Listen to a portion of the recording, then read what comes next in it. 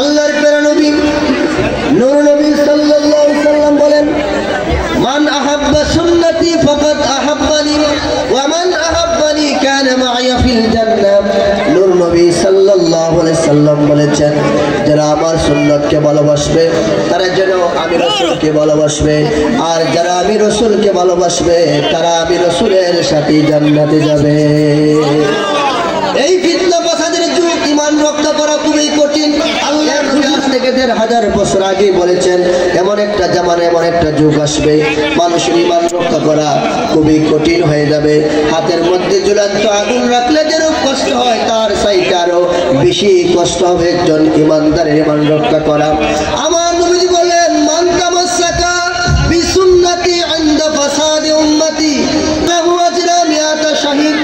আল্লাহর প্রিয় নবী সাল্লাল্লাহু আলাইহি সাল্লাম বলেছেন, ফিতনা ফাসাদের যুগে যারা আমার মুর্দা সুন্নতকে জিন্দা করবে, যে সুন্নতগুলো মানুষরা পালন করছে না, বেদাতে নিমজ্জিত হয়ে যাচ্ছে, সেই ফিতনা ফাসাদের যুগে যারা সুন্নতের প্রতি আমল করবে, আল্লাহর প্রিয় নবী সাল্লাল্লাহু আলাইহি সাল্লাম বলেছেন, তাদেরকে আল্লাহ পাক জাল্লা শানুহু ১০০ শহীদের সওয়াব দান করবে।